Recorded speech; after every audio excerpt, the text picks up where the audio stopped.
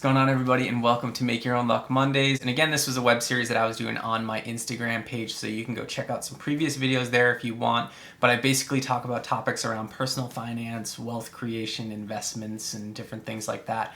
So today's topic is a little off the beaten path. You might be asking, why are you talking about action sports athletes and if they go broke or not? Well, that's my life. That is where I come from.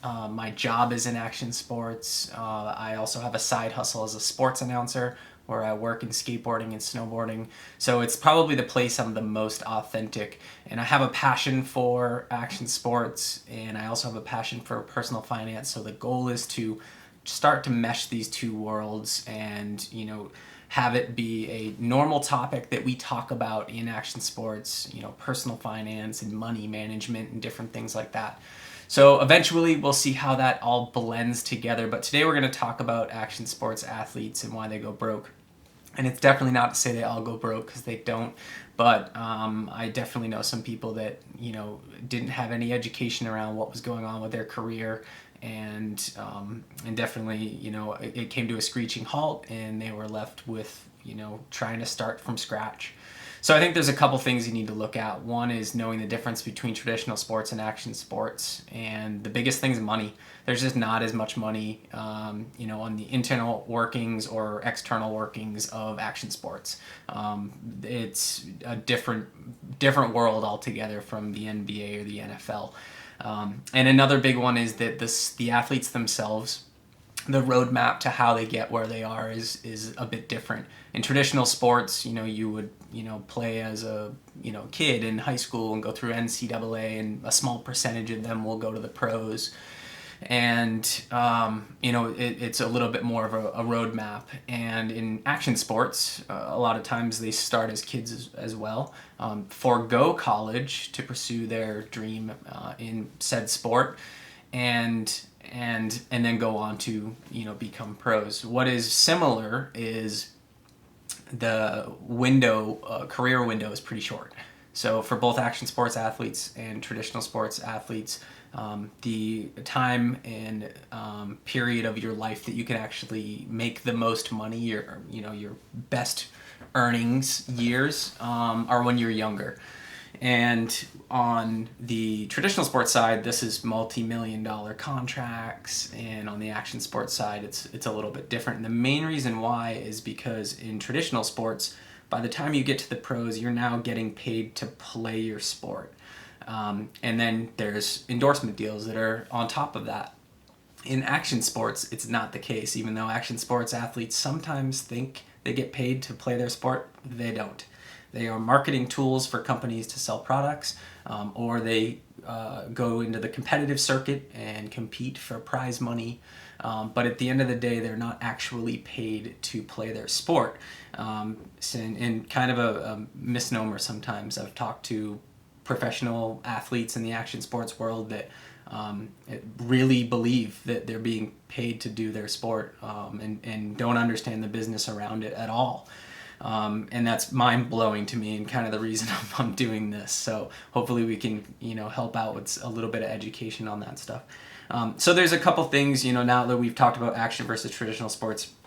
In the action sports realm, like I said, the amount of money is small, so the pie is a lot smaller. And in traditional sports, at that level, there a lot of times those athletes are having people manage their money, and they can decide whether they want to agree with what a financial advisor says, or a money management team, and go off and spend or save however they want to do that. In action sports, the large majority of people have to manage their own money. There's probably the amount of multi-millionaires in action sports you could count on two hands. And that's people that have done a great job of going out, making money, creating a brand for themselves, monetizing that over time, having some longevity as far as, decades in the sport. But for the vast majority of action sports athletes, that's not the case. They're not millionaires.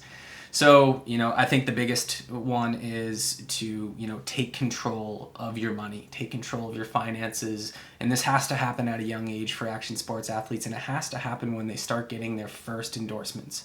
And something you could do, which, typically helps, is when you have inconsistent income and endorsements and prize money, they come in all different times and things like that. But is to work in the group of three, saying, hey, a third of it, throw it away for taxes. Over here, you never think about it. A third of it is what you should live on. So if you're making a ton of money, cool, go out there, have a decent lifestyle. If you're not making a ton of money, your lifestyle shouldn't be that extravagant. And then a third should be set up for saving and investing. So basically, not just a rainy day fund, not just an emergency fund, but taking a third of every paycheck that you get from a company or from a contest win and putting that aside into an investment, or work with a financial advisor that can help you start a retirement account, whether that be a SEP account or a Roth IRA, mutual funds, stock market, all those different things. You can meet with someone and try to figure out what's going to work best for you. But the group of threes is a good way to go with action sports athletes and kind of the inconsistency of pay. Another one is striking while the iron is hot. And what I mean by this is monetizing yourself and your brand and who you are while you're the most marketable. And in action sports, it's a little weird because it's not very cool to go out and do some of those things. And what I mean is going out and doing speaking engagements on XYZ topics, or going out and getting some weird endemic sponsor that isn't core to your sport.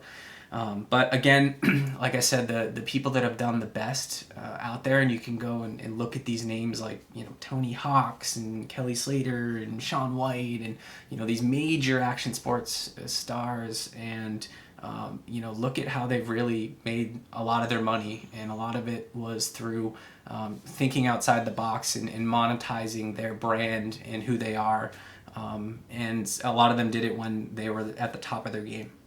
So that's another way to look at it. And then just to understand the basic business of what you're doing and where you're at. And that is, I think, it's more of a presence thing. And that's understanding the reality of your situation. If you're a kid in your mid-20s and every year you're like, all right, well, I got my contracts from XYZ companies and I'm going to travel the world and I'm going to do my thing. And next year we'll do this and that. Well, next year might not come. So you need to understand the reality of your situation and just be like, all right, I'm this person who's speaking to this demographic, who's selling these products or endorsing these products. How can you do a better job of, collaborating with the companies you work with, and making sure that you're set up for multiple years of being part of brands or being able to compete, so staying healthy and staying at the top of your game so that you could compete and get prize money and all that.